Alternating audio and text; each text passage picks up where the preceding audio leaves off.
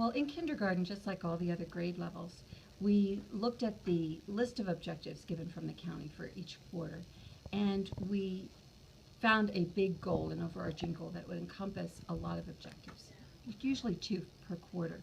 And then we went through and highlighted, and I think everybody did that. But the neat thing about that was when we went to the strategy ladder, and then we were able to lift the kids' thinking from where we had always been, or at least for me, where I had always been with my students. What I had done previously, for example, was, well, what's your connection to this story? I mean, that's a DRA question we have to prepare them for. And the children might have a connection or they might not, but their connection, the highest they ever got was a personal connection. It really was not a common thing for them to be able to connect text to text or notice the lessons that the author was trying to teach us.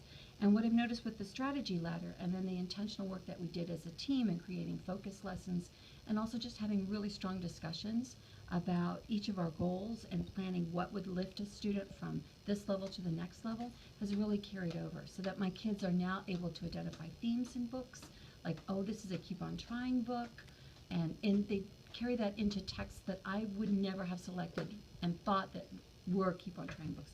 Actually, almost all books are.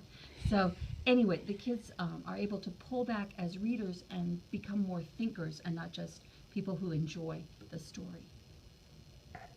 Oliver is wearing a scarf. And what did you learn about yourself as a reader this year, Micah? Talking nicely as a reader. And what does that mean, to talk nicely as a reader? That means if you talk nicely, you're a storyteller. Our literacy focus this year has really helped me think about how to teach authentic reading behaviors, but not in isolation. We've done a lot of work with unit planning, and it's helped me rethink of teaching these behaviors in a very generative way and not just one strategy here or one strategy there. And I think that my students have really enjoyed it because I find that our conversations around books are so much richer than they were in other times where I might not have done this in more of a unit planning way. So, The author's lesson, I never knew about personal narratives. I knew that readers love to read.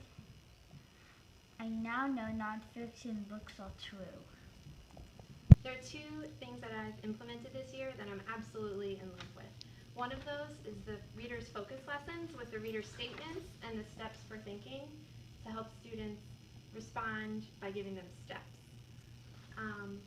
This has been extremely successful because it helps students have a clear path to know how to respond. And they can use it independently after lots of practice together in their own written reading responses.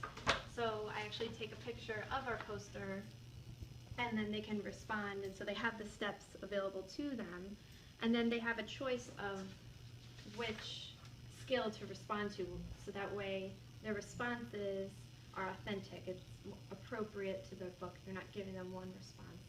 They're choosing what would be appropriate for the book that they read. So I have seen their comprehension improve because they have a clear focus of how to respond. Another thing that I've implemented is reading conferences where you are able to work one-on-one with your students. We love working in small groups, but working one-on-one is immensely effective, and you get that with the reading conferences.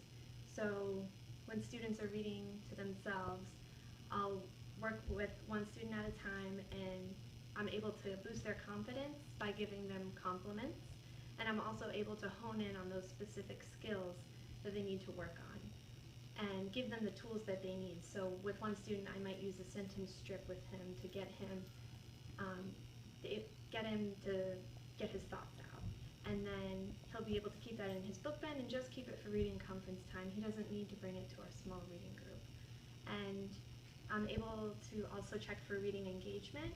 Sometimes we think, oh, our high readers, they love reading. Well, sometimes they might not find the books that they really love, and these reading conferences enable you to give them book recommendations, and to ultimately see their love of reading grow, which is so important. So overall, with reading conferences, you get one-on-one instruction, and you get to boost their love of reading. So what more could you ask for? Okay, as an experienced teacher who have been at London Town for 20-odd years, I have watched the literacy change over the years, and I think this year with the focus lessons, it's really, really good because it hones in, it makes my teaching very quick and precise, and it gives the kids a lot more time to practice all of the learned concepts.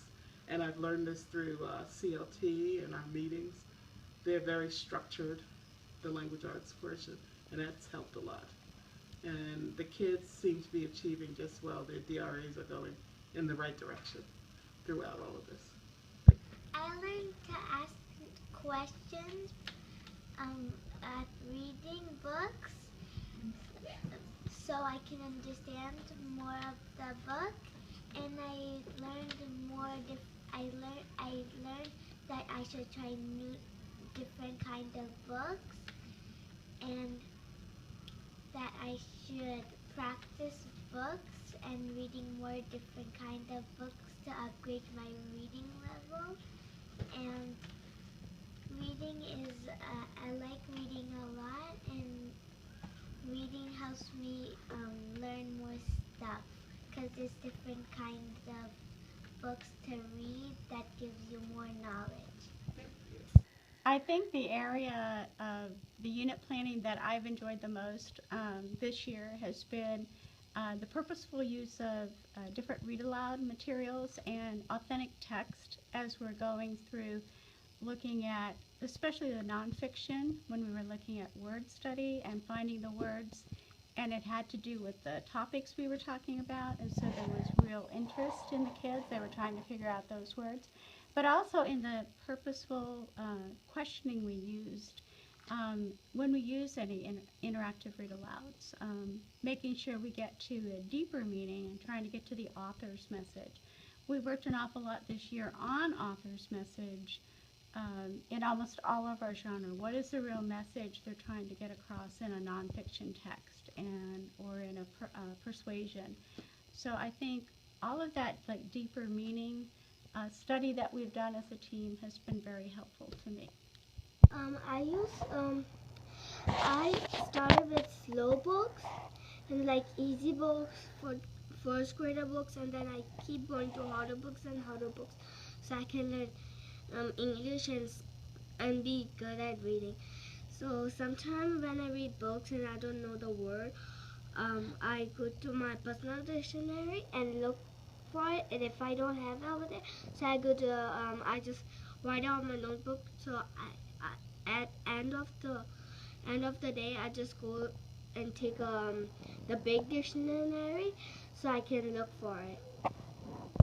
I've learned as a reader that I like fiction more than nonfiction, because like fiction has more adventure and nonfiction has like facts, and I'm not that interested in the facts. I've also learned to find the main idea of books, fiction and nonfiction. I've learned to like read the book and like get all the important parts and put them into one definition.